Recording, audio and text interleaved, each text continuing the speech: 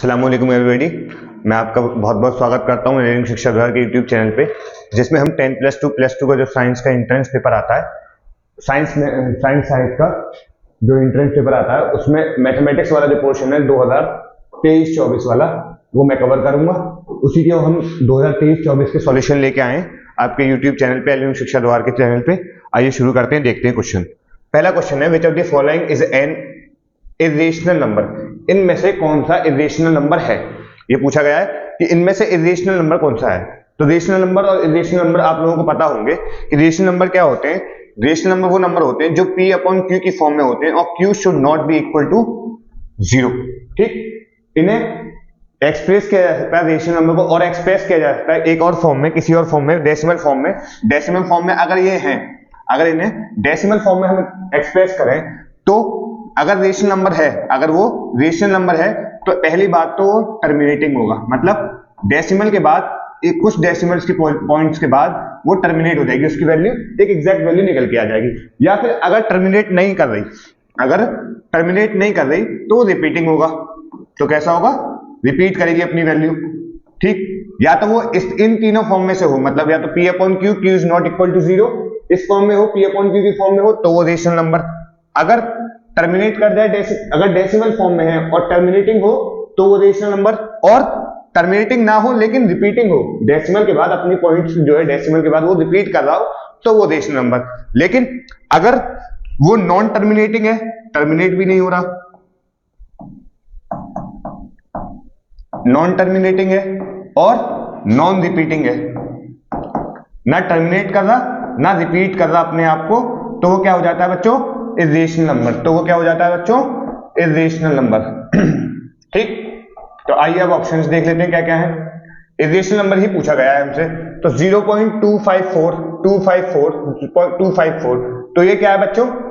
0.254, 254, 254, ये एक rational number है। क्यों? क्योंकि ये टर्मिनेट तो नहीं कर रहा, लेकिन ये अपने आप को रिपीट कर रहा है। 254, 254, 254, ये भी क्या कर रहा है? अपने आप को रिपीट कर रहा है, तो ये तो रेशनल नंबर हो गया। अगला 22/7, इस फॉर्म में ये रेशनल नंबर है। क्यों? क्योंकि ये p अपॉन q की फॉर्म में है और q यहाँ पे 0 के बराबर नहीं है, 7 है, 0 q जो है p की वैल्यू यहाँ पे 7 है और p की वैल्यू 22 है, तो ये q 7 0 के बराबर नहीं है, तो ये भी रेशनल नंबर है। अगला नंबर 0.1201, 2001, 2001, तो ना तो ये टर्मिनेट हो रहा क्योंकि डॉट डॉट लगा हुआ है, ना तो ये टर्मिनेट हो रहा, ना ही रिपीट कर रहा है। एक एक वैल्यू 0 की जरूर बढ़ती जा रही है लेकिन रिपीट नहीं कर रहा, सेम वैल्यू को रिपीट नहीं कर रहा, तो ना ही ये टर्मिनेटिंग है ना ही रिपीटिंग है, इसलिए कैसा नंबर है? इरेशनल नंबर है। ऑप्शन सी करेक्ट आंसर हो जाएगा। आखिरी ऑप्शन को भी देख लेते हैं, 0.053125, रिपीट नहीं कर रहा लेकिन टर्मिनेट कर रहा है, एक इस पॉइंट के बाद यहाँ पे आके इसकी वैल्यू कंप्लीट हो गई, टर्मिनेट कर गई, तो ये भी एक रेशनल नंबर है। तो हमसे रेशनल नंबर पूछा था, विच इज ऑप्शन सी। आइए चलिए अगले क्वेश्चन पे देखते हैं, जिससे जो बच्चा हिंदी में देखना चाहता है, हिंदी में क्वेश्चन लिखे हुए, इसका answer option C correct answer हो जाएगा। अगले क्वेश्चन पे देखते हैं, If A is greater than B and C is less than 0, ये क्वेश्चन गलत था, क्वेश्चन ओमिट हुआ था। देखते हैं फिर भी आंसर देख लेते हैं क्या है, क्वेश्चन को समझ लेते हैं। अगर A B से बड़ा है एंड C लेस देन 0 है, C 0 से भी छोटा है, which of the following is not true, इनमें से कौन सी बात सही नहीं है, सच नहीं है? पहली ऑप्शन, A जो है B से बड़ा है और C लेस देन 0 है, तो A में अगर मैं C को मल्टीप्लाई कर दूं और B में C को मल्टीप्लाई कर दूं तो क्या होगा कि जो A नंबर ऑलरेडी B से बड़ा है तो AC जो है वो भी BC से बड़ा होगा। A into C will be greater than B into C. पहली बात तो यही सत्य नहीं है, ऑप्शन ए ये बात सच नहीं है। आंसर क्वेश्चन के हिसाब से यही ऑप्शन हो जाना चाहिए। अगला देखते हैं, A प्लस सी, A में C को ऐड कर दिया जाए और B में भी C को ऐड कर दिया जाए तो ये भी इससे बड़ा होगा। A plus C should be greater than B plus C, तो ये बात तो सच है, ये बात सच है। ऑप्शन ये नहीं हो सकता। क्यों? क्योंकि A ऑलरेडी बड़ा है, A में भी एक C value, particular value add कर रहे हैं, B में भी ऐड कर रहे हैं और A ऑलरेडी B से ग्रेटर देन है, तो क्या हो जाएगा बच्चों? A plus C is greater than B plus C, तो ये ऑप्शन तो ठीक है, ठीक है, इसे हटा दिया। अब अगला A minus C, B minus C, A minus C, B minus C, A में से C को माइनस किया, B में से C को माइनस किया, तो क्या होगा बच्चों? जब बड़े नंबर में से एक कांस्टेंट नंबर को और एक छोटे नंबर से एक कांस्टेंट नंबर को माइनस किया तो बड़ा वाला जो ऑलरेडी था वो वैल्यू ऑलरेडी बड़ी हो जाएगी, तो a minus C should be greater than आना चाहिए था सही ऑप्शन। अगर ये बात सही होती तो ये ऑप्शन भी ठीक है, तो इसके हिसाब से ऑप्शन ए और ऑप्शन सी करेक्ट हो जाना चाहिए। लेकिन चौथा ऑप्शन क्या कह रहा है, A and B are true, A और बी ट्रू है। क्या है कि ए और बी ट्रू है, तो ऐसा नहीं है, ए और बी ट्रू नहीं है, ए और सी आर नॉट ट्रू, ये दोनों ट्रू नहीं है। ठीक, तो इसके हिसाब से क्वेश्चन जो है लैंग्वेज में कहीं गलती कर बैठा, या तो ऑप्शंस देने में या क्वेश्चन की लैंग्वेज देने में गलती हो गई। ठीक है, कोई बात नहीं, हमने क्वेश्चन को समझ लिया, एक बेसिक आइडिया हो गया। अगले क्वेश्चन पे चलते हैं। Question number 53। क्वेश्चन पढ़िए क्या कह रहा है, 12 typist 12 typist working for 4 hours to type a book in 18 days। 12 typist कितनी देर के लिए 4 घंटे के लिए बुक टाइप करते हैं और कितना दिन लगाते हैं 18। ठीक, 12 लोग डेली 4 घंटे काम करते हैं तो वो 18 दिन में एक बुक को टाइप कर देते हैं। तो एक आदमी एक आदमी कह लो 1 टाइपिस्ट 1 घंटे में अगर 1 घंटे डेली काम करे तो उसे कितना टाइम लगेगा, 12 इंटू 4 इंटू 18। ये वैल्यू कैलकुलेट कर लो कितनी आ रही है। ठीक है, देखते हैं ऐसी। ओके, चलिए अब कह रहा है in how many days 4 typist will work for 8 hours। तो 4 टाइपिस्ट 4 टाइपिस्ट 8 घंटे के लिए, तो एक टाइपिस्ट इस कंडीशन के हिसाब से एक टाइपिस्ट 1 घंटे में कितना काम करेगा, 4 टाइपिस्ट 8 घंटे, नंबर ऑफ डेज पूछे हैं, x कह लो। ठीक है, तो हमें वैल्यू निकालनी है x की, तो टोटल जितना लग रहा है उससे डिवाइड कर दिए, 4 3 12, 4 2 8 और 2 9 18, 9 3 27। तो x की वैल्यू कितनी होगी बच्चों, 27। x की वैल्यू कितनी आ जाएगी, 27। ठीक, हमसे पूछा क्या था, क्वेश्चन में ये पूछा था कि 12 टाइपिस्ट 4 घंटे के लिए डेली काम करते हैं तो 18 दिन लगते हैं। तो एक टाइपिस्ट अगर 1 घंटे डेली काम करेगा तो उसे कितना टाइम लगेगा, 12 इंटू 4 इंटू 18। ठीक है, अब ये पूछ रहा है कि 4 टाइपिस्ट अगर काम करें 8 घंटे के लिए, 4 टाइपिस्ट 8 घंटे के लिए काम करेंगे, ये एक्स यहां नहीं आया, सॉरी,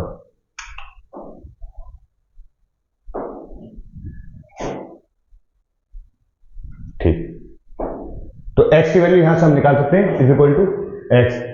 तो अगर 4 टाइपिस्ट 8 घंटे के लिए डेली काम करेंगे तो कितनी वैल्यू आ जाएगी, 27 दिन।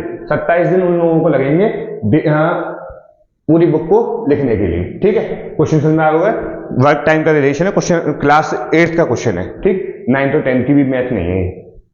अगले क्वेश्चन में चलते हैं।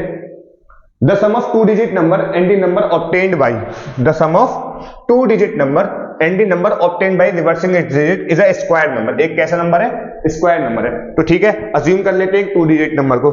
2 डिजिट नंबर में अगर हमने माना कोई 23 है, अगर इसको x माना और इसको y माना, अगर हम मान लें कि ये x है ये y है, 23, अगर ये x ये y, तो इसको हम लिखेंगे कैसे, x y थोड़ी ना लिखेंगे, इसे लिखेंगे 10 इंटू एक्स, क्योंकि ये 10th प्लेस पे, प्लस 1 इंटू वाई, क्योंकि ये 1 प्लेस पे, तो 10x प्लस वाई, ये हो गया। अब इसी नंबर को रिवर्स कर ले जाए, अगर इसी नंबर को रिवर्स कर ले जाए तो क्या हो जाएगा, ये वाला यहां आ जाएगा, ये वाला यहां आ जाएगा, मतलब 10y प्लस x। इसको रिवर्स कर दिया, डिजिट 32 कर दिया, 32 कर दिया तो y ये हो गया, ये x हो गया, तो ये 10 इंटू 3 और ये 1 इंटू 2, 10y प्लस x। अब ये कह रहा है सम ऑफ 2 डिजिट नंबर, इनका सम कर लीजिए, 10x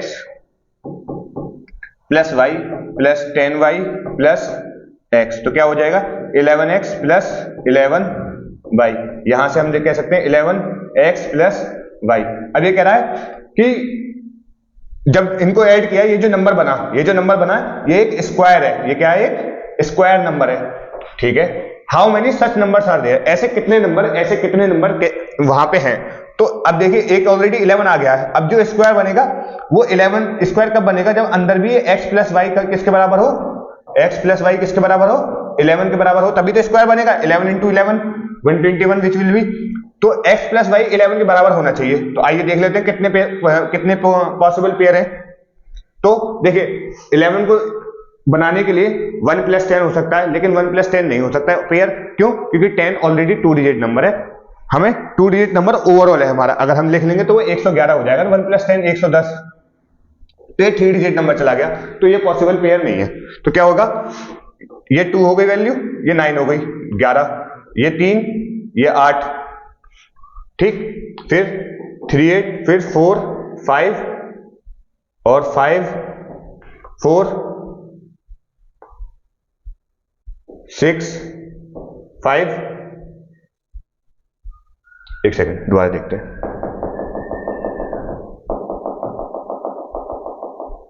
ठीक, यहां देखता हूं x प्लस वाई।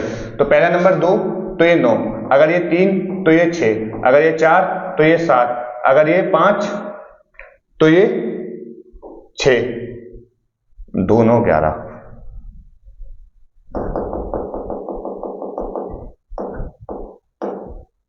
ठीक, 2 9 11, 3 8 11, 4 5 6 7 8 और लास्टली 9, ठीक, 4 7 11, 5 6 11, 6 5 11, 7 4 11, 8 3 11 और 9 2 11। तो कितने पेयर बन गए, 1 2 3 4 5 6 7 और 8 ऐसे पेयर हैं, ऑप्शन डी। तो 8 ऐसे पेयर हैं जो x प्लस वाई की वैल्यू को इज इक्वल टू 11 को सेटिस्फाई कर रहे हैं, which will be option D. ठीक है, क्वेश्चन क्या था, 2 डिजिट नंबर है, हमने माना 2 डिजिट नंबर क्या हो जाएगा, 10x प्लस 1y, इसको रिवर्स कर दिया तो 10y प्लस x, इन दोनों को ऐड करा तो ये नंबर बन गया 11 into X plus Y, 11 into X plus Y. अब स्क्वायर नंबर बनाना है तो x plus Y is equal to 11 होना चाहिए, x plus Y is equal to 11 के हमने पेयर देख लिए, ये पेयर हो सकते हैं, 8 पेयर हो सकते हैं, ऑप्शन डी करेक्ट आंसर हो जाएगा।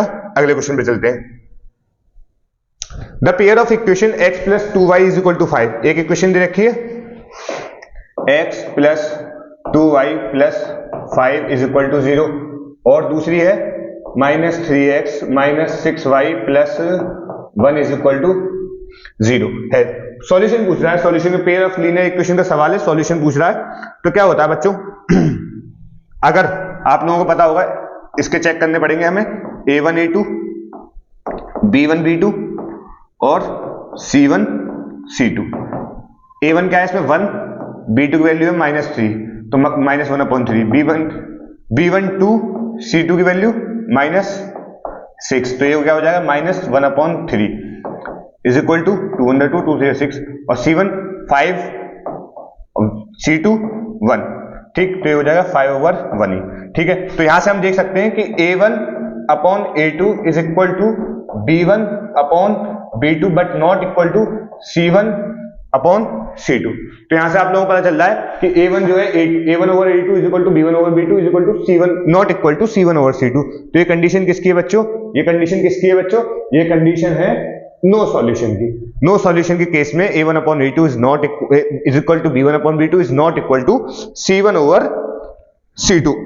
अगर यही है c1/c2, और क्या कंडीशन है, a1/a2 is equal to b1/b2 is equal to c1/c2।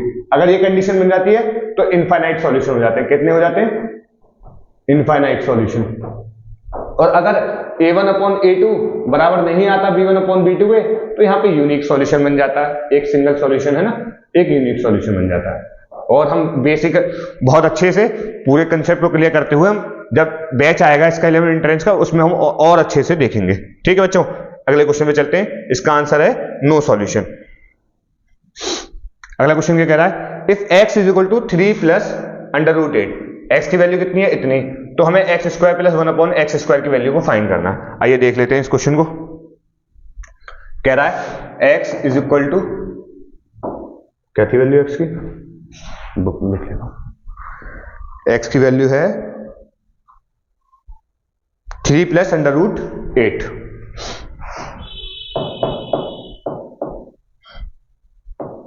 ठीक है, चलिए x² प्लस 1/x² की वैल्यू पूछी है। ठीक है, तो x² की वैल्यू क्या हो जाएगी, 3 प्लस √8 का स्क्वायर, a प्लस b का होल स्क्वायर लगाइए, 3 3 9, a² plus b² plus 2 3 6 into √8, तो ये हो जाएगा 9 8 17 2 3 6 6/8। ठीक, ये तो x² की वैल्यू आ गई। पूछी क्या है हमसे, x² प्लस 1/x², तो x² की वैल्यू ये रही 17 प्लस 6/8, ठीक, प्लस 1/x², 17 प्लस 6√8, इसको रेशनलाइज कर दीजिए, 17 माइनस 6√8, 6√8 डिवाइडेड बाई 17 माइनस 6√8, ठीक। तो ये हो जाएगा 17 प्लस 6√8,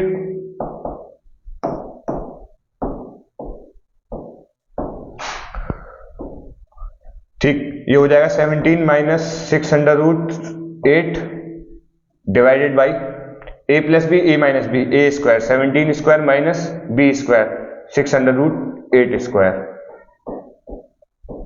ठीक। इसको कैलकुलेट किया और सॉल्यूशन देखा कितना आ गया, 17 माइनस 608, 17 प्लस 608 प्लस ये है 17 माइनस 608 डिवाइडेड बाई 17 का स्क्वायर 289 माइनस ये वैल्यू कितने है 6 36 और 8, 36 इंटू 8 288, ठीक। ये हो जाएगा 17 प्लस 608 प्लस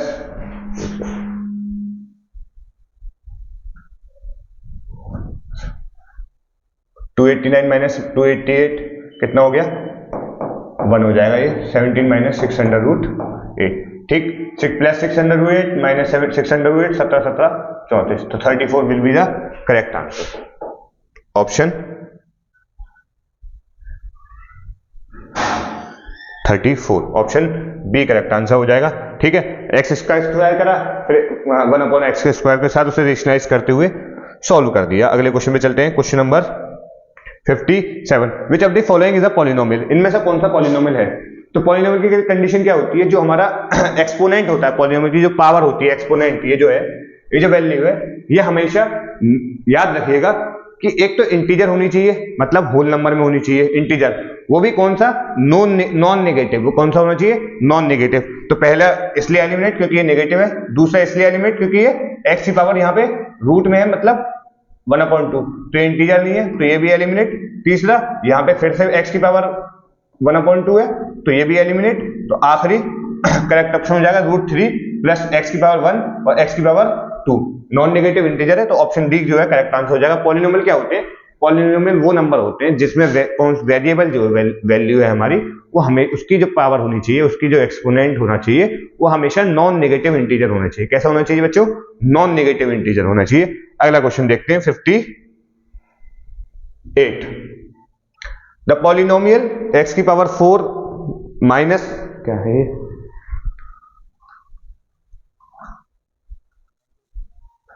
x की power 3 minus 11x² minus x plus a, ठीक है, is divisible by x plus 3 for a is equal to, तो x ये जो पॉलिनोमियल है ये x प्लस 3 से डिवाइड हो रहा है, और इसमें अगर x प्लस 3 से डिवाइड हो रहा है तो a की वैल्यू बतानी है, a की वैल्यू कितनी होगी। आइए देख लेते हैं, इसे सॉल्व कर लेते हैं, ठीक है। तो हमें बता दिया कि ये जो फंक्शन है f(x) जो कि क्या है, x की पावर 4 माइनस x की power 3 minus 11x² plus minus x plus a, ये डिवाइड हो रहा है 3 से, डिवाइड हो रहा है फंक्शन किससे, x प्लस 3 से। f(x) इज डिविजिबल बाई 3, ठीक है, डिविजिबल बाई 3 मतलब 3 नहीं, x प्लस 3,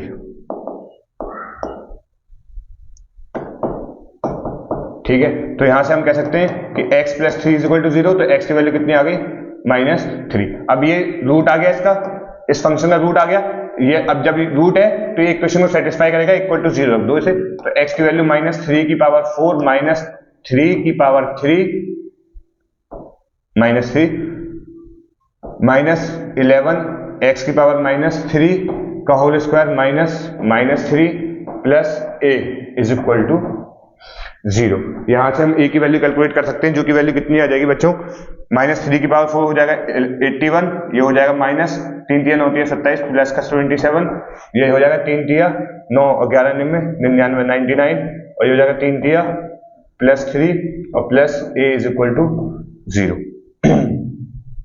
तो देख लीजिए ये हो जाएगा 7 1 8 और 8 2 10, 108 और 108 और प्लस 9 3 12 माइनस 99 इज नहीं ए, ये ए है,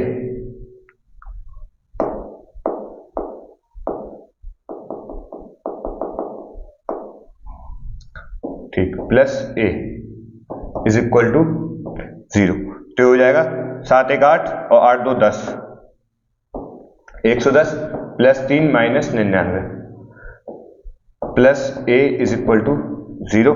तो हो जाएगा 111 minus 99 plus A is equal to 0। तो ए की वैल्यू कितनी आ गई, ए की वैल्यू आ गई -12। ए की वैल्यू कितनी आ जाएगी, -12। ऑप्शन देख लेते हैं,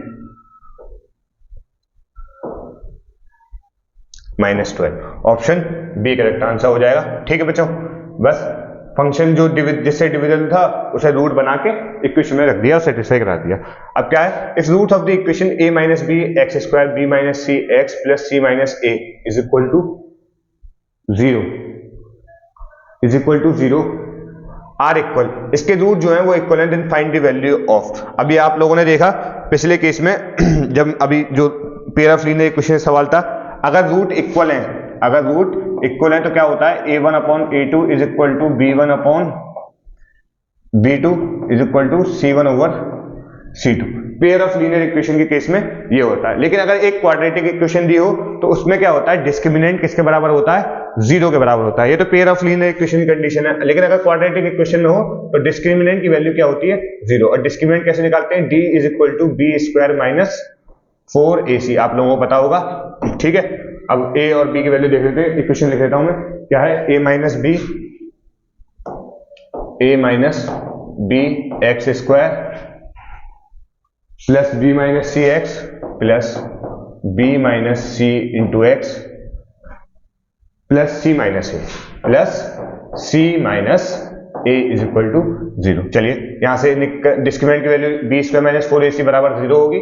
चलिए b की वैल्यू b माइनस सी है तो b माइनस सी का स्क्वायर माइनस 4, a की वैल्यू a माइनस b, और c की वैल्यू c माइनस a, ठीक, इज इक्वल टू 0। तो हो जाएगा b माइनस सी का whole square b square plus C square minus 2bc minus 4a into C 4ac minus 4b into 4a into a, तो minus की minus into minus plus 4a square minus 4b minus into minus plus minus 4bc, ठीक, minus minus और minus 3 minus तो minus 4bc,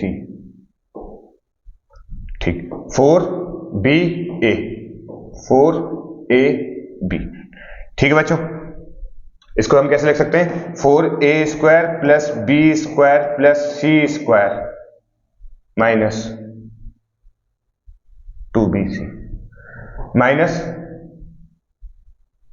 2bc minus 4ac plus 4bc minus 4ab। अब 4a को कैसे लिख सकता हूं मैं, माइनस 2a का होल स्क्वायर प्लस b का स्क्वायर प्लस c का square minus 2bc minus 4ac plus 4bc minus 4ab। तो आप देख पा रहे हैं जहां जहां a का टर्म आ रहा है वहां माइनस आएगा, वहां क्या आएगा, माइनस आएगा। चलिए अब यहां से मैं ये जो इक्वेशन है ये किसको सेटिस्फाई कर रही है, ये सेटिस्फाई कर रही है a plus B plus C का होल स्क्वायर, जो कि बराबर होता है a square plus B square plus C square plus 2ab plus 2bc और प्लस 2ac। तो यहां से इस इक्वेशन को सॉल्व करके जब हम निकालेंगे तो ये बन जाएगा minus 2a plus B plus C का whole square is equal to 0। ये किसके बराबर आ जाएगा, 2a minus 2a plus b plus c का whole square is equal to 0। अब इसको इक्वेट कर दो तो minus 2a plus b plus c is equal to 0। तो b प्लस c की वैल्यू कितनी आ गई? 2a। b प्लस c की वैल्यू कितनी आ गई? 2a। अलग देखते हैं ऑप्शन कौन सा है। तो b प्लस c की वैल्यू पूछी थी कि किसके बराबर आ गई? 2a। Option A correct answer हो जाएगा। अगले क्वेश्चन में चलते हैं, which is question number 60। Which is question number 60। If a minus b and a minus b a and a plus b are zeros of the polynomial x cube minus 3x square plus x plus 1, then the value of a plus b। तो अगर a minus b, a और a plus b polynomial के zeros हैं तो हमें value बतानी है a plus b की। तो हमें क्या बताना है? एक सेकेंड,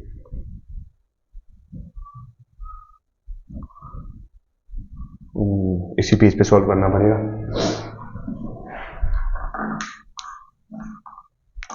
ठीक, इसी पेज पे सॉल्व करना पड़ेगा। अर्जुन चलिए देख लेते हैं, इसी पेज पे देखना पड़ेगा। देखो अब हम x की वैल्यू 1 रखते हैं और इक्वेशन सेटिस्फाई करा, एक रूट फाइंड करने की कोशिश करते हैं। तो 1 का क्यूब माइनस 3 1 का स्क्वायर प्लस 1 प्लस 1। तो 1 का क्यूब 1 माइनस 3 प्लस 1 प्लस 1। तो 1 2 3 3 माइनस 3। तो x इज इक्वल टू 1 जो है क्या है? रूट है। इसका मतलब x माइनस 1 जो है एक x माइनस 1 से ये जो फंक्शन है वो डिविजिबल होगा। चलिए डिवाइड कर लेते हैं। x cube minus 3x square plus x plus 1 divided by x minus 1। ठीक है, पहला टर्म इस क्यूब बनाना है x को, तो x स्क्वायर, तो x square into x cube minus 1 into x square minus x square, sign change किया minus plus, ये कटा minus 3x square plus x square, तो ये हो जाएगा minus 2x square plus x plus 1। अब अगला टर्म तो हो जाएगा minus 2x, minus 2x into x minus 2x square minus 1 into minus 2x, ये हो जाएगा प्लस 2x, ये प्लस ये माइनस, ये कटा x minus 2x minus x plus 1।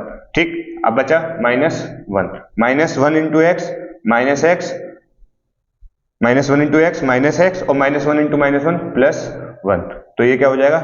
ये प्लस 1 ये माइनस 1, ये 0 ये 0। ठीक, तो x square minus 2x1 2x minus 1, ये इसमें से हम बाकी दो रूट पता कर सकते हैं। X square minus 2x minus 1 is equal to 0। यहां से हम रूट पता कर लेते हैं।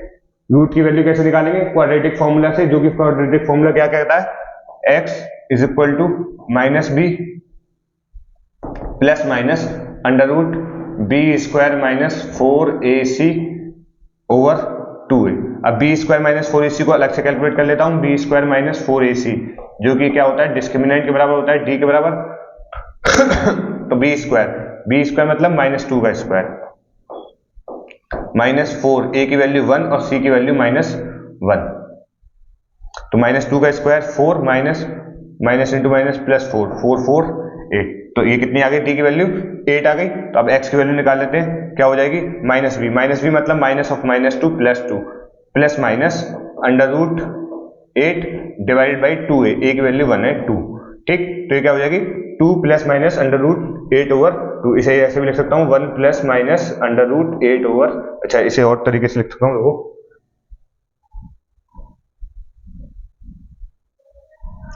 2 प्लस माइनस, इसमें से 2 टू द 4 टू द 8, तो 2 बाहर आ गया, तो 2 रूट 2 ओवर 2। तो यहां से क्या हो जाएगा? x is equal to 2 common आ गया, 1 प्लस माइनस अंडर रूट 2। तो क्या हो गया? 1 plus minus under root 2, a plus b की वैल्यू हो जाएगी a इज ऑप्शन ए जो है करेक्ट आंसर हो जाएगा। a plus B is equal to 1 plus minus under root 2, option A. ठीक है, अगले क्वेश्चन में चलते हैं।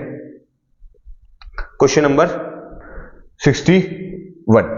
If a upon b plus b upon a is equal to 1, then the value of a cube plus b cube is। a upon b plus b upon a की value दे रखी है 1। तो हमसे पूछा क्या है? a cube plus b cube की वैल्यू पूछी है। a upon b plus b upon a is equal to 1। तो यहां से हमने एलसीएम लिया तो ab, तो हो जाएगा a square plus b square is equal to 1। तो a square plus b square is equal to 1 into A B आ गया। ठीक है बच्चों, पहले हमने a upon B plus B upon A को हमने एलसीएम लेके A square plus B square की वैल्यू फाइंड कर दी, जो कि कितनी आ रही है, ए बी आ रही है। अब अगर a प्लस बी का होल स्क्वायर करें तो क्या होता है, A square plus B square plus 2ab। अब ए बी की जगह A square plus B square की जगह मैंने क्या रख दिया, ए बी रख दिया प्लस 2ab। ठीक, तो क्या हो जाएगा 3ab, ए प्लस बी स्क्वायर। ठीक, अगर मुझे क्यूब निकालना है, ए प्लस बी होल क्यूब निकालना है, तो मैं क्या करूंगा, 3ab into A B. Value किसकी पूछी है, A cube plus B cube की पूछी है। ठीक है, तो A plus B whole cube क्या होता है, A cube plus B cube plus 3ab into A plus B is equal to 3ab। ये क्या हो जाएगा, 3a स्क्वायर बी स्क्वायर। तो यहां से A cube plus B cube is equal to 3a square B square minus 3a square 3ab into A plus D. इसे आगे solve किया तो A cube plus B cube is equal to 3a square B square minus 3a square B minus 3ab square. ठीक, यहां से पूरे से 3 common आया, A square B square minus A square B minus A B square. ठीक, इसको further solve करेंगे, इसको फर्दर सॉल्व करेंगे क्योंकि A upon B plus B upon A की वैल्यू हमें पता है 1, तो वैल्यू कितनी आ जाएगी, फर्दर सॉल्व करने पे इसकी वैल्यू आ जाएगी निकल के हमारे पास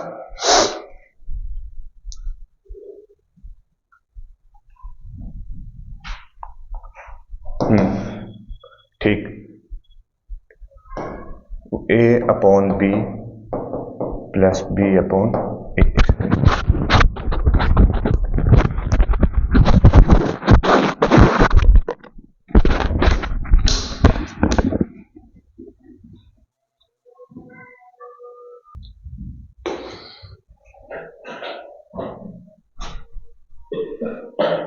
देखते हैं इस क्वेश्चन को। क्या था,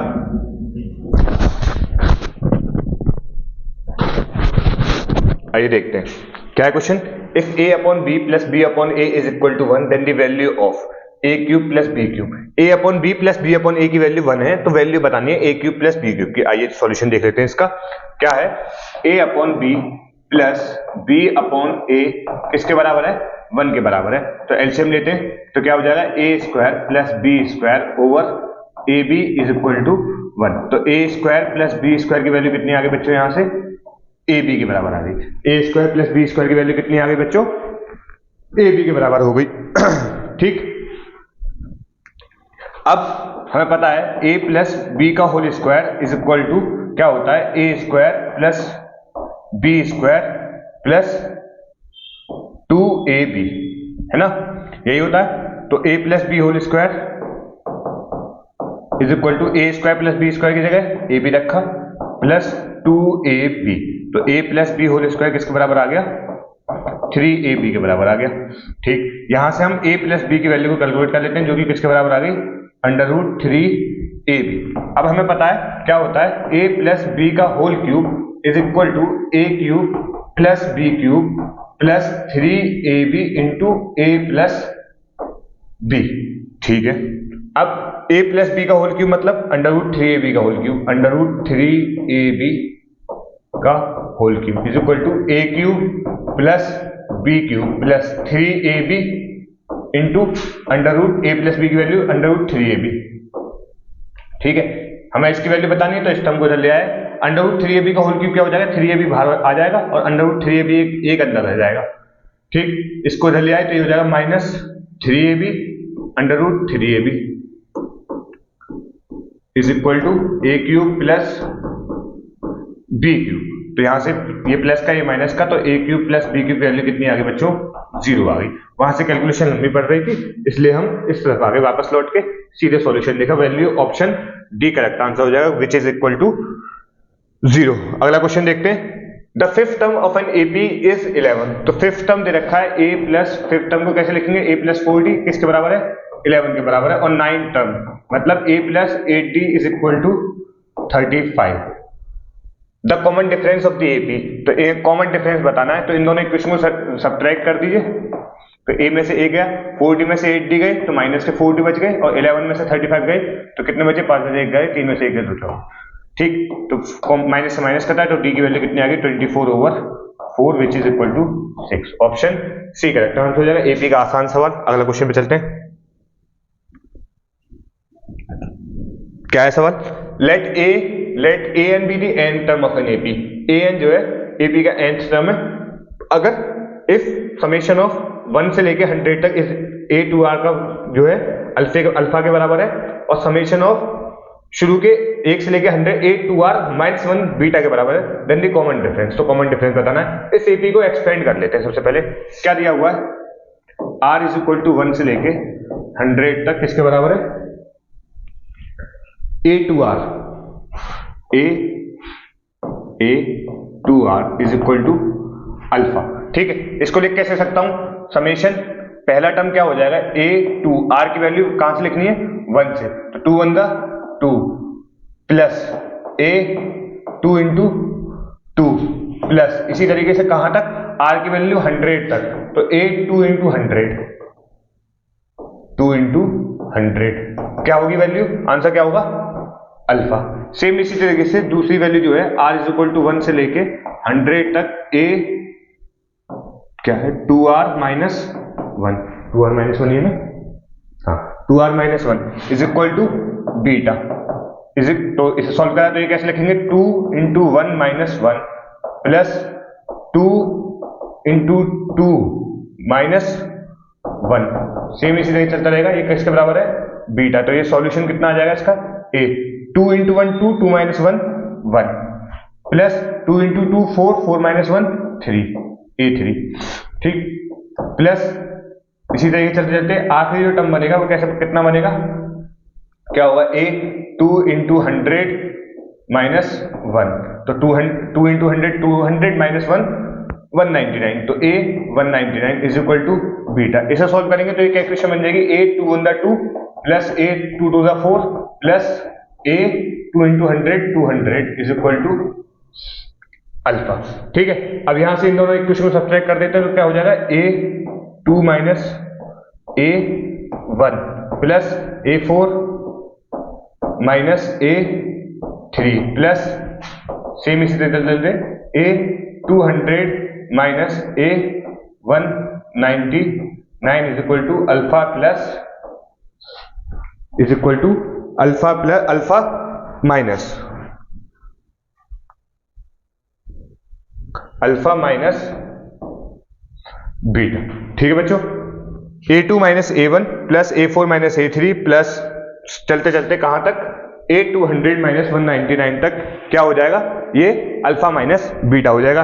अब देखिए a2 minus a1 second term में से फर्स्ट टर्म को माइनस करेंगे तो कॉमन डिफरेंस मिलेगा। इसी तरीके से कॉन्जिक्यूटिव टर्म जब हम माइनस कर रहे हैं, हर एक में कॉन्जिक्यूटिव टर्म आ रहे हैं, तो ये कहां तक, प्लस डी, यहां तक हर बार डी मिलेगा। इसकी वैल्यू कितनी होगी, alpha minus beta.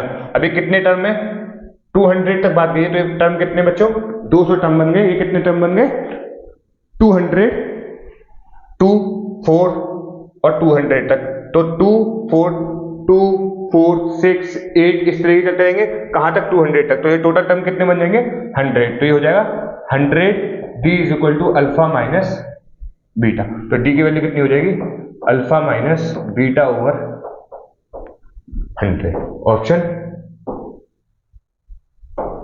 Option number alpha minus beta over 100, option number A correct answer हो जाएगा।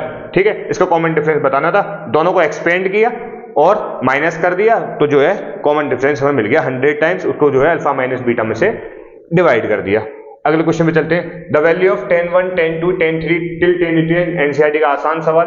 10 1 को क्या लिखा जा सकता है, 1 अपॉन कॉट 89 डिग्री सेम इसी तरीके से tan 2 को लिखा जा सकता है 1 अपॉन cot 88 डिग्री। चलते चलते कहां तक है ये, tan 89 तक।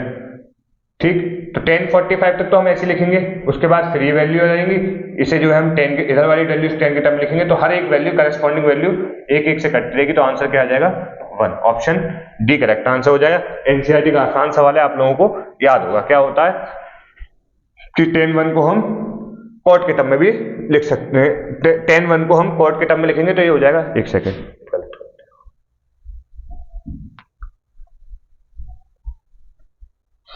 tan 1 को हम ले सकते हैं tan 1 is equal to 90 minus 89, और tan 89 डिग्री जो होगा tan 90 माइनस tan 1 को लिखा हूं मैं tan 1 degree is equal to tan 90 minus 89, तो tan 90 माइनस थीटा किसके बराबर हो जाएगा, cot थीटा, मतलब cot 89 डिग्री के, और cot 89 को 1 अपॉन tan 89 लिखा जा सकता है। ठीक है, इनवर्स, तो tan 89 से tan 89 कैंसिल होगा, tan 88 से tan 88 कैंसिल होगा, इस तरीके से कैंसिल आउट होते हुए ये ऑप्शन डी करेक्ट आंसर हो जाएगा, विच इज 1। ठीक, आसान सवाल है, एनसीईआरटी का सवाल है ट्रिग्नोमेट्री का। अगला question, sec square 10 minus cot square 80 plus sin 15 plus cos 75 cos plus cos 15 sin 75 cos theta into sin 90 minus theta plus sin theta cos 90 minus theta. तो इसकी वैल्यू पूछी है, और पहला ऑप्शन 2103। आइए देख लेते हैं क्या है क्वेश्चन। क्वेश्चन है sec square 10 minus cot square 80, sec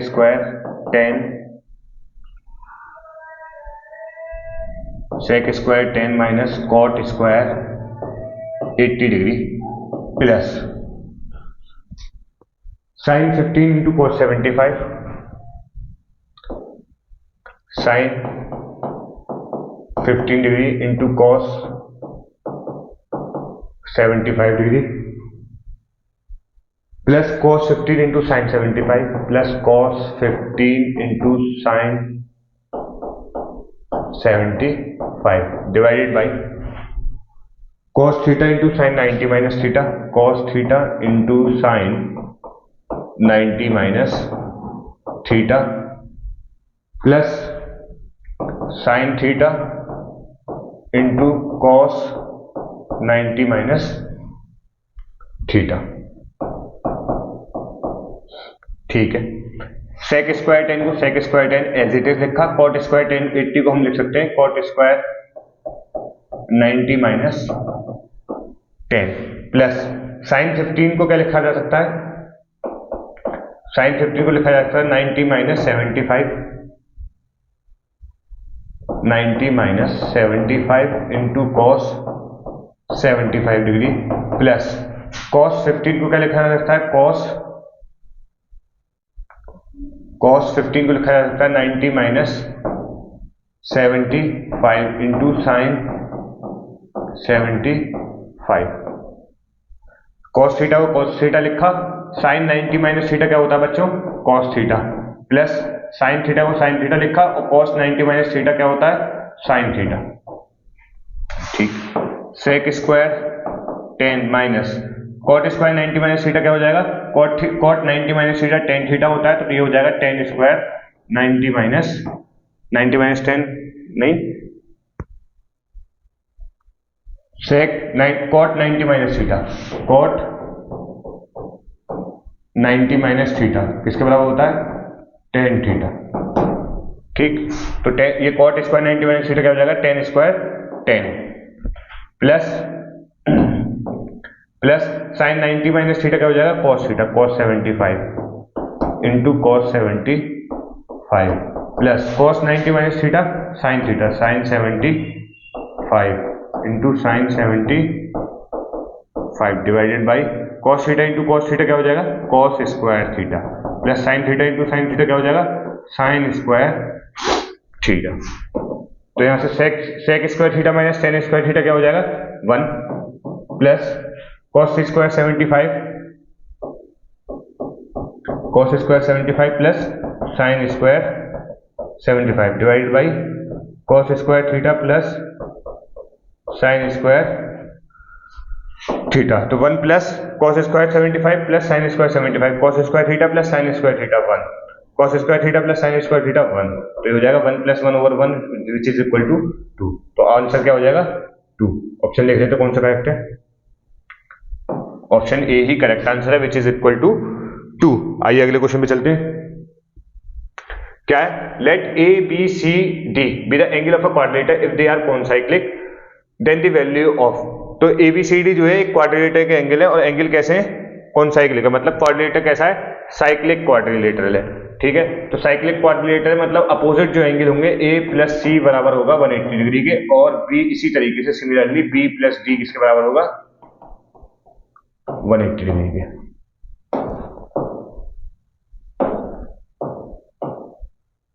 ठीक है, a प्लस सी किसके बराबर होगा 180 डिग्री के।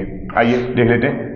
अब a plus C is equal to 180 degree है, तो a को लिख सकता हूं 180 डिग्री माइनस सी, दोनों तरफ cos ले लिया, cos a is equal to cos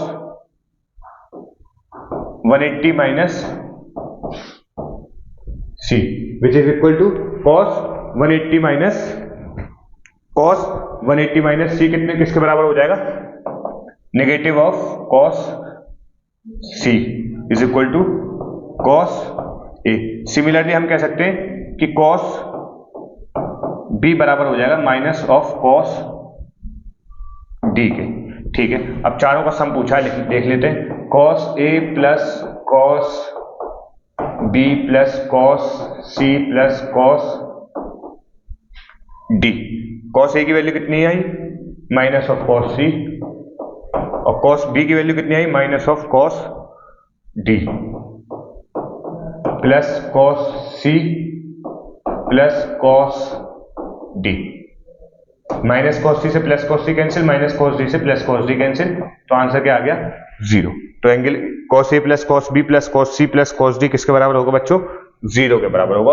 option A जो है इसका करेक्ट आंसर हो जाएगा। अगले क्वेश्चन पे चलते हैं। Question number 67। In figure A B parallel to C D. इस फिगर में ए बी जो है, ए बी पैरेलल है सी डी के। ठीक है, एंड एंगल ए ओ सी, और जो एंगल ए ओ सी है वो कहां है, अच्छा ए ओ सी बराबर 30 degree and O A B बराबर 100 डिग्री। तो एंगल ओ सी डी बताना है, ये वाला एंगल बताना है। ड्रॉ कर लेता हूं।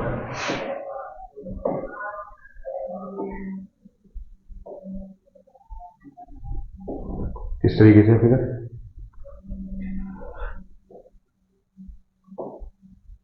ठीक है, ये जो वैल्यू है ये कितनी है, ओ ए बी और सी डी। ठीक है, तो हमसे एंगल कौन सा पूछा है, ओ सी डी पूछा है, हमसे वाला एंगल पूछा है। ठीक है, तो हम एक लाइन ड्रॉ कर लेते हैं यहां पे, ई और ये सी है, तो ई सी पैरेलल ड्रॉ करी हमने किसके, ओ ए के। ये वाला एंगल 30 डिग्री है और ये वाला एंगल 100 डिग्री है। हाँ, ये वाला एंगल कितना है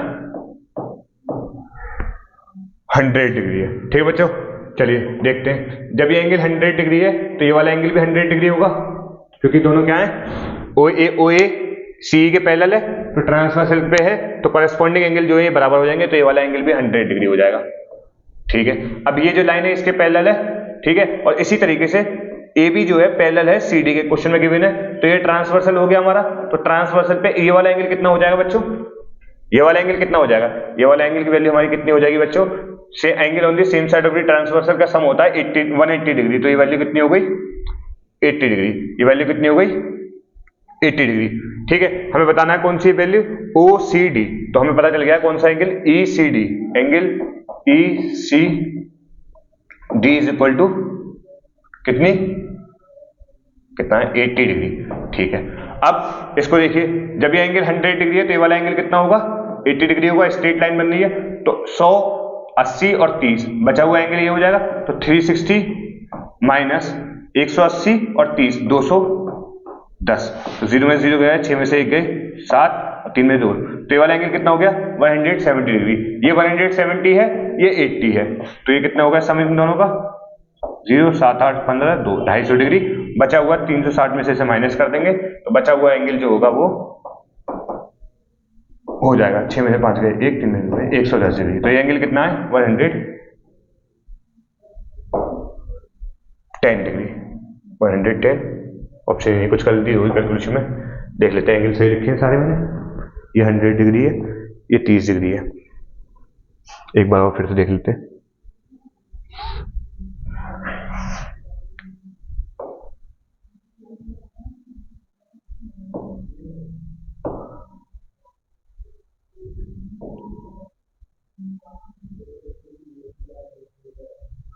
ये 30 डिग्री, ये 100 डिग्री,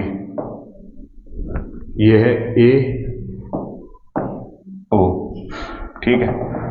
ये हमने लाइन ड्रॉ करी ई और ये सी, ठीक है, और ये डी और ये बी। अगर ये 100 डिग्री है तो ये एंगल भी 100 डिग्री होगा, ठीक है।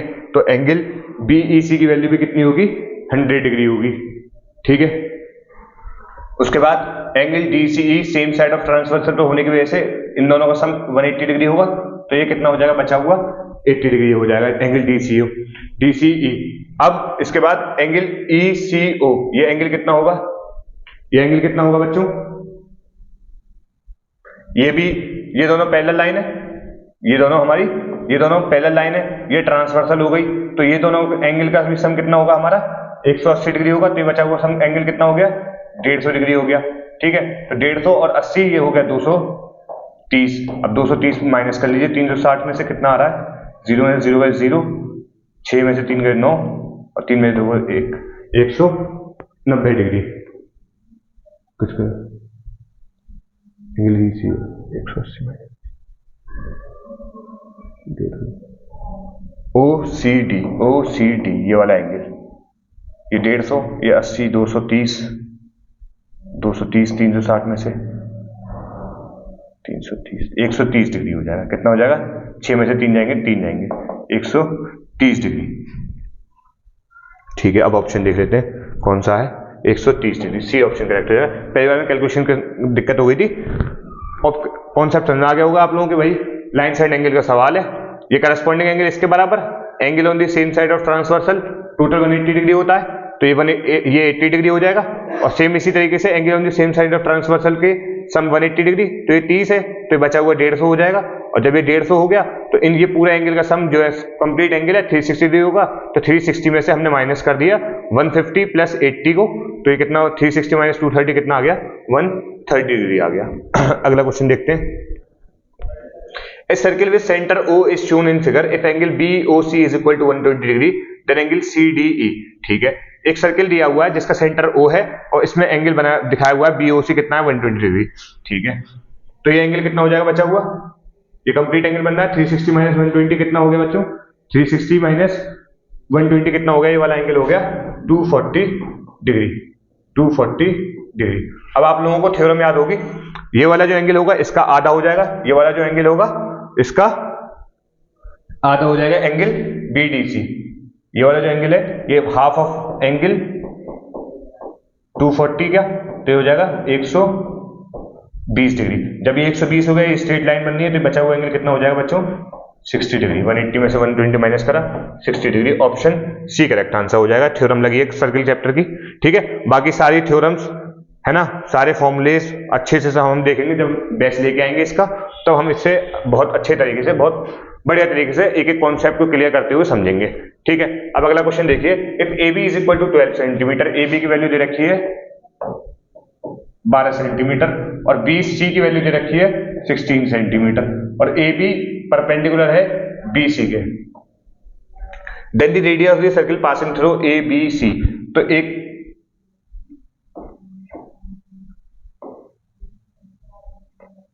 ये सर्किल है, ये पास कर रहा है A, B और C से, तो इसका रेडियस बताना है हमें क्या बताना है, इसका रेडियस बताना है। तो ये सर्किल पास कर रहा है इसके थ्रू, ठीक है। ये हमने मान लिया O, तो हम AC जो साइड है ये डायमीटर हो गया सर्किल का, AC का आधा कर देंगे, रेडियस पता चल जाएगा। अब AC कैसे कैलकुलेट होगी, AC will be is equal to under root of 12 square plus 16 square, 12 का स्क्वायर 144, 16 का स्क्वायर 256। तो ये सम कितना आ गया, ये आ गया 400। ये कितना आ गया 400 इज इक्वल टू 20, तो AC की वैल्यू कितनी आ गई 20, और हमसे डायमीटर पूछा था, डायमीटर इसका आधा हो जाएगा, half of 20 which is equal to 10 centimetre. Option C correct answer हो जाएगा 69 का।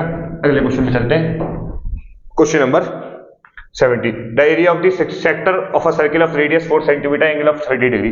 तो एरिया ऑफ सेक्टर का फॉर्मूला आप लोगों को याद होगा, क्या होता है, theta upon 360 into pi are square. Theta की वैल्यू 30 है, 360 पाई आर की वैल्यू कितनी है 4 का स्क्वायर। तो क्या हो गया 4 अपॉन 3 इंटू पाई, ठीक है, ये कितनी होगी कैलकुलेशन, 22 चौक 88 ओवर 21। इसको कैलकुलेट करा तो एग्जैक्ट वैल्यू कितनी आ जाएगी 4.19 सेंटीमीटर स्क्वायर। इसकी वैल्यू कैलकुलेट करने के बाद कितनी आएगी 4.19 सेंटीमीटर स्क्वायर एरिया हो जाएगा। अगले क्वेश्चन पे चलते हैं,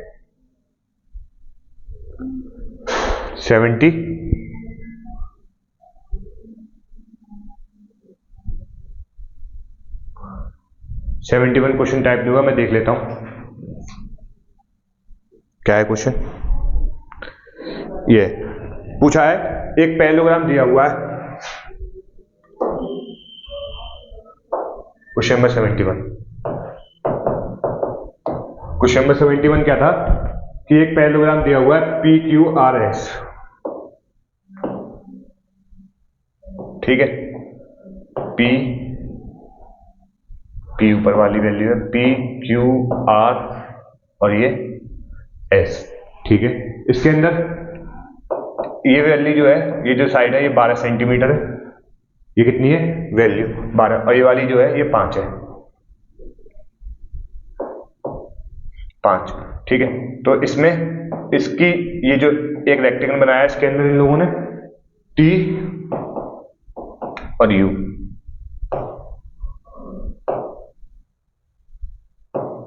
ठीक है। तो हमें क्या पता करना है, हमें इस पैरेललोग्राम के अंदर क्या क्या दे रखा है, इसके अंदर area of the quadrilateral PURT। तो ये PURT है, PURT है, इसका एरिया बताना है, इसका हमें एरिया बताना है, ठीक है। आइए देख लेते हैं। अब देखिए ये 12 सेंटीमीटर है, ये 5 सेंटीमीटर है, और PT परपेंडिकुलर टू क्या दिया हुआ है, PT perpendicular to SR, PT perpendicular दिया हुआ है SR के, ठीक है। ऑप्शन क्या क्या है इसके, ऑप्शन है no, B 64, C 24 and D आखिर में 12, और आखिरी क्या है D 12, ठीक है। चलिए ठीक है, इसका एरिया दिया हुआ कितना, ठीक है। अब एरिया ऑफ क्वाड्रिलेटरल PURT इसको हमें फाइंड करना है, ठीक है।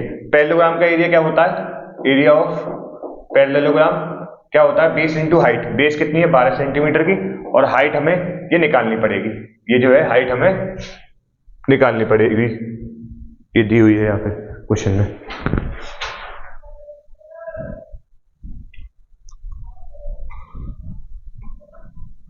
ये हमें निकालनी पड़ेगी, तो 12 तो ये हो गया, इंटू हाइट कितनी है PT,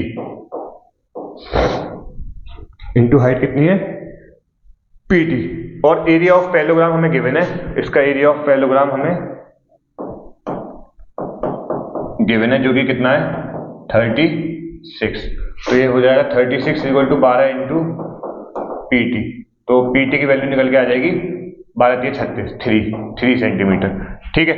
PT की वैल्यू आ गई 3, जब PT की वैल्यू 3 आ गई तो यहां से हम ST की वैल्यू को भी फाइंड आउट कर सकते हैं, क्या लगा के पाइथागोरस थ्योरम लगा के, क्योंकि परपेंडिकुलर है, ठीक है। पाइथागोरस थ्योरम लगाते हैं तो ST की वैल्यू कितनी आ जाएगी, अंडर रूट ऑफ 5 का स्क्वायर मतलब 25 माइनस 3 का स्क्वायर 9, 25 माइनस 9 25 माइनस 9 16, और ये ST की वैल्यू आ जाएगी 4।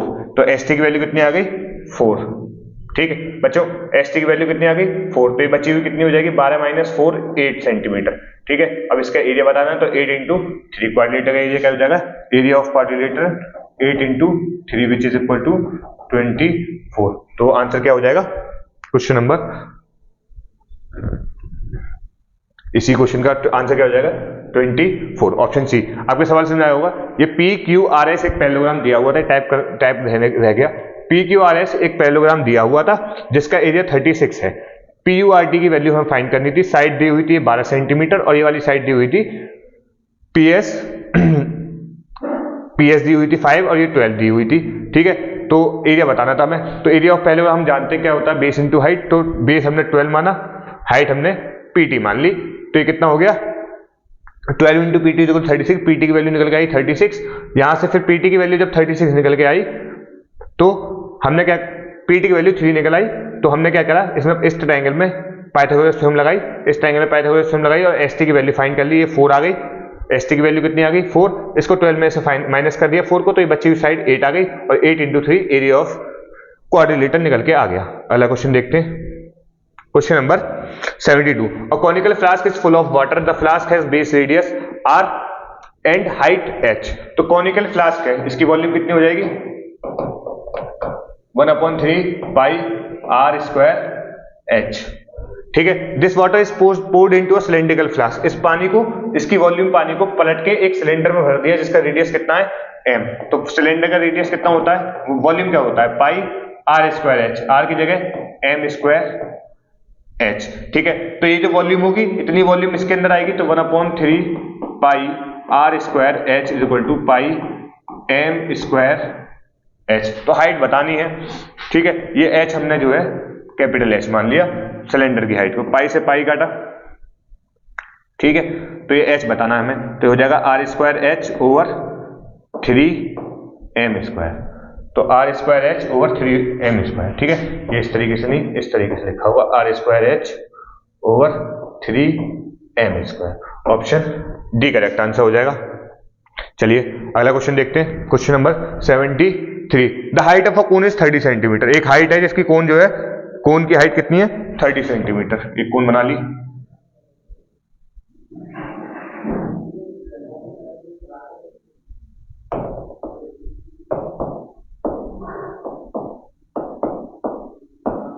Centimetre. A small cone is cut off at the top by a plane.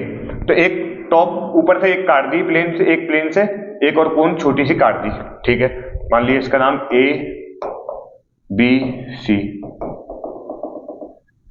ABC और ये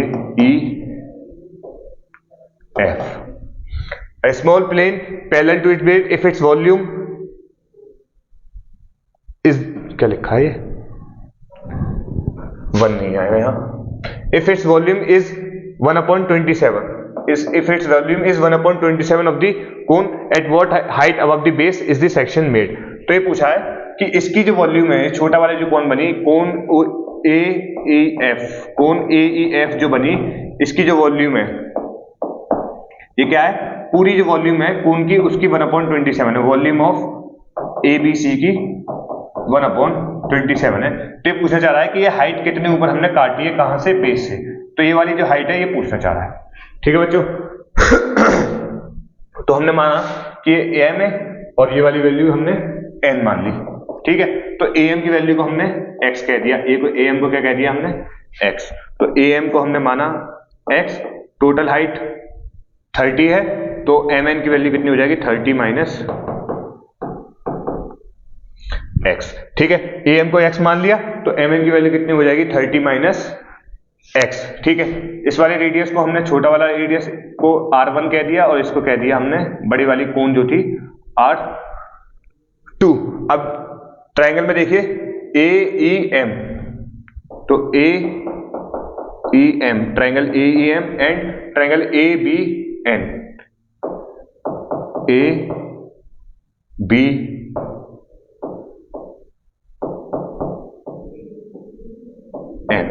ठीक है, क्या होगा AM over EM is equal to AN over BN। ठीक है, AM की वैल्यू कितनी है X, EM की वैल्यू कितनी है, EM की value R1 is equal to AN की वैल्यू कितनी है 30 डिवाइडेड बाई BN की वैल्यू कितनी है R2। ठीक है।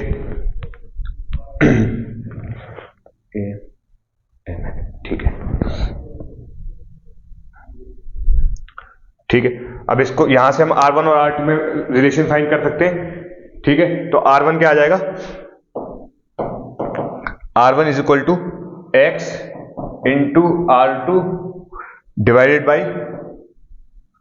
X into R2 divided by R1, मतलब 30, x into R2 divided by 30। अब हमें वॉल्यूम दी हुई है, फॉर्मूले को लगाते हैं सीधे सीधे। क्या होगा, पहली वाली 1/3 पाई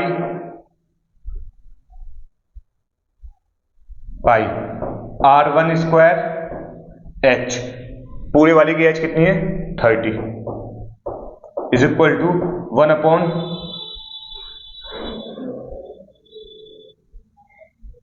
इसकी X कितनी है X, ऊपर वाली कौन ले रहा हूं AEF की, ये जो है 1/27 टाइम है किसके, पूरे वाले के। 1/27 टाइम्स 1/3 पाई R2 स्क्वायर H इसकी कितनी है 30। 1/3 से 1/3 कैंसिल, पाई से पाई कैंसिल, ठीक। और R1 स्क्वायर की जगह, R1 की जगह मैं क्या लिख सकता हूं, x square into R2 square over 30 into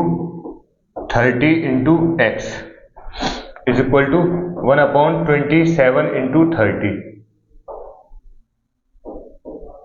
ठीक है, आगे देखते हैं इसे। एक्स स्क्वायर इंटू एक्स क्या हो जाएगा, एक्स स्क्वायर इंटू एक्स क्या हो जाएगा, x cube R2 square divided by 30 into 30, मतलब 900 इज इक्वल टू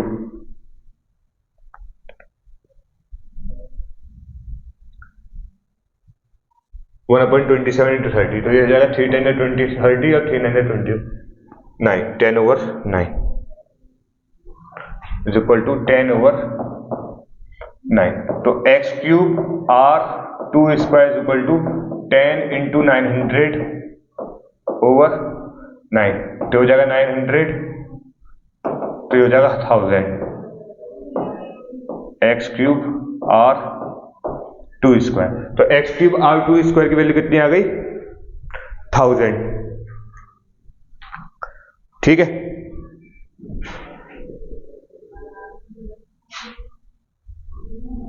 इधर R2 स्क्वायर, ठीक है, इधर R2 स्क्वायर हो रहा है,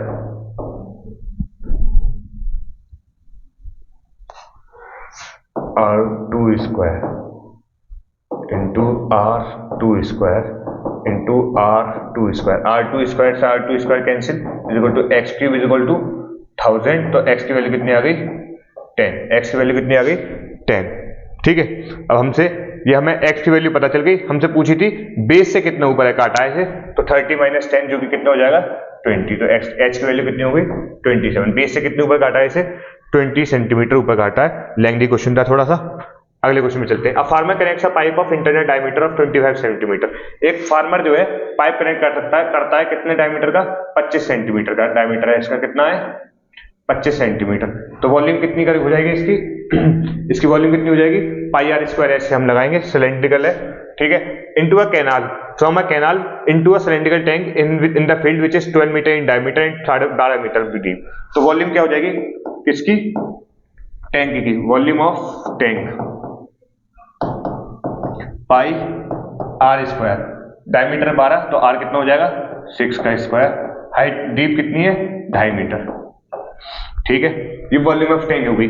अब वॉल्यूम ऑफ पाइप क्या हो जाएगी, pi are square into H, pi are square कितना है, डायमीटर 25 सेंटीमीटर है, डायमीटर 25 सेंटीमीटर है, तो रेडियस कितना हो जाएगा 12.5 सेंटीमीटर। अब अच्छा 12.5 सेंटीमीटर है, इसे जो है हम किस में कन्वर्ट कर लेंगे, मीटर में कन्वर्ट कर लेंगे, 12.5/100 इंटू एच। अभी एच फाइंड करना है, तो एच फाइंड करने के लिए इसमें क्या दिया हुआ है, रेट ऑफ फ्लो, उसने क्या दिया हुआ है रेट ऑफ फ्लो, जो कि कितना है 3.6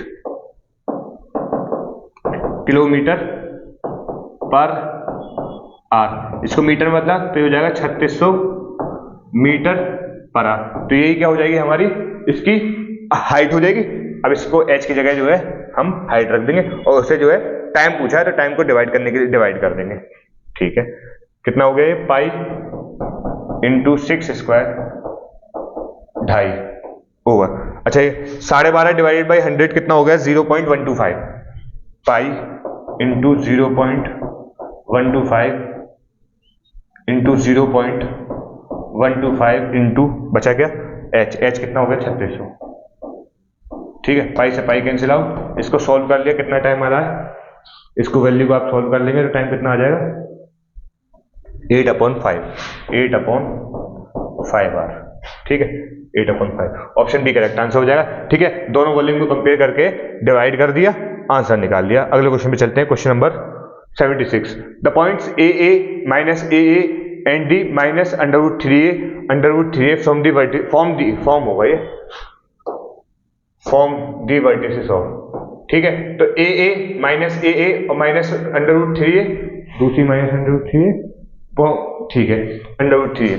ठीक है, तो यहां से हम तीनों साइड्स को निकाल लेंगे, ए बी बी सी और क्या बची ए सी। ए बी की वैल्यू कितनी हो जाएगी, ए बी की वैल्यू क्या हो जाएगी माइनस ए, सबसे पहले माइनस ए, ठीक, माइनस बी माइनस ए प्लस ए माइनस ए का होल स्क्वायर। ठीक है, यहां से वैल्यू कितनी निकल के आएगी, ये आ जाएगी 2√2a। जब BC को सॉल्व करेंगे, BC में से क्या करेंगे, ये पॉइंट ए, ये बी, ये सी, BC को सॉल्व करेंगे तो √3a माइनस ऑफ ए तो भी प्लस ए हो जाएगा। इसी तरीके से √3a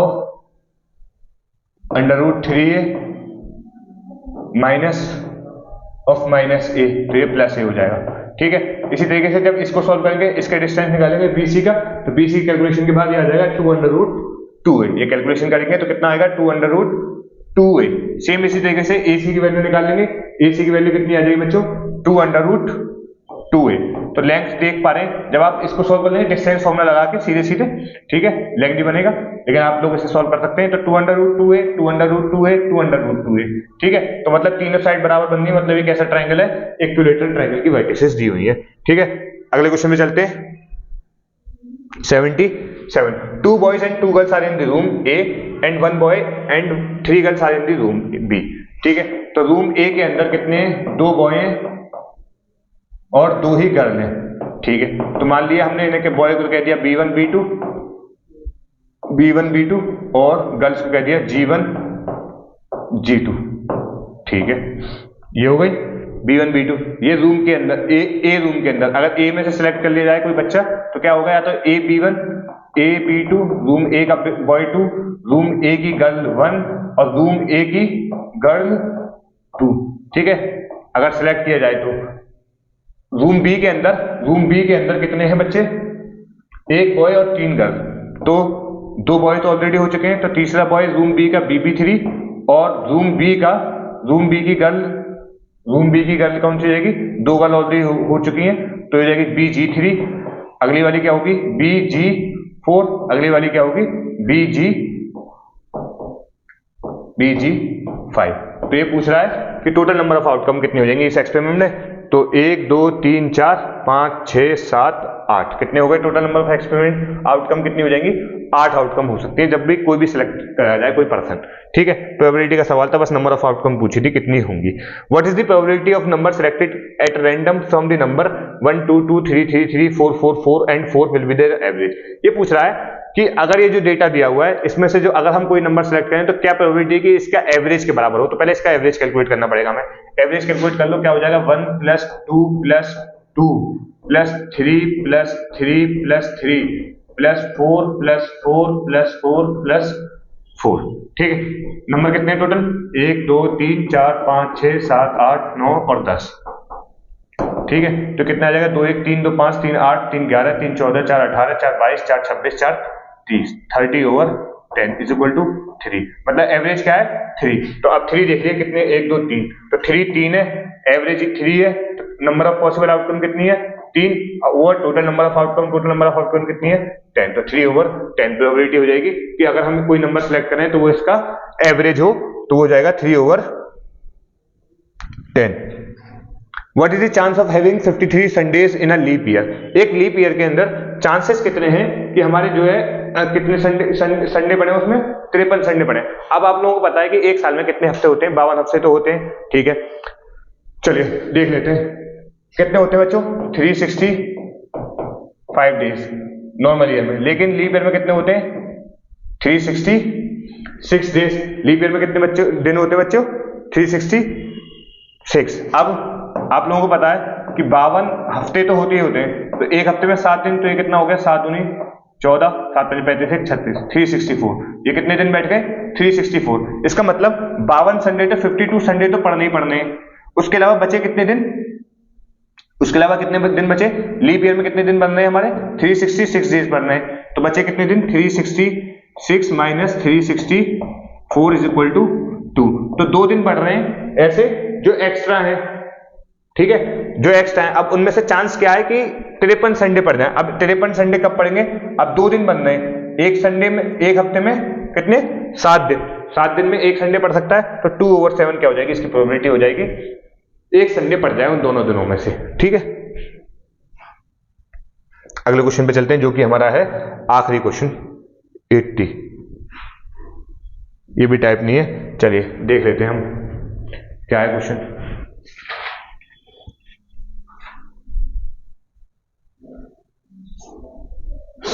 question number 80, arithmetic mean of n number x1 x2, n number है x1 x2 कहां तक xn तक, ठीक है, xn तक। इनका अरिथमेटिक मीन जो है, मीन जो है दिया हुआ है वो कितना दिया हुआ है a।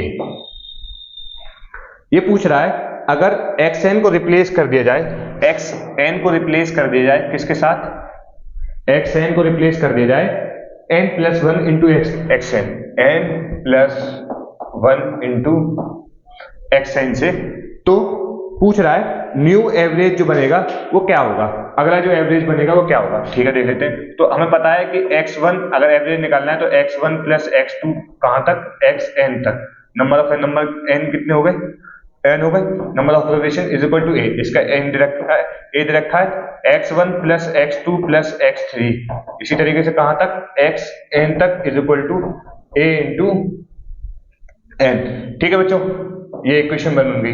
अब इसको देख लेते हैं, जब नंबर को रिप्लेस कर दिया है n+1 से, तो n+1 into x1 plus n+1 into x2, same इसी तरीके से कहां तक चलेंगे आखिरी तक n+1 into xn divided by, number तो n ही रहेंगे, इसका एवरेज बताना है, ठीक है, इसका एवरेज बताना है हमें, ठीक है। तो यहां से n+1 कॉमन आ गया सब में से, और बचा क्या x1 प्लस x2 प्लस कहां तक xn तक डिवाइडेड बाई n। अब x1 plus x2 plus xn over n की वैल्यू हम निकाल चुके हैं, कितनी है, ये जो है ये वैल्यू a है, तो n+1 इंटू a जो हो जाएगा इसका एवरेज हो जाएगा n+1 इंटू a, जो कि ऑप्शन क्वेश्चन में था, कौन सा नंबर, ये है क्वेश्चन नंबर, ऑप्शन है n+1 into a। Then the new average is, तो एवरेज ही तो पूछा है n+1 इंटू a, तो n+1 into a, option question number 80 है ना,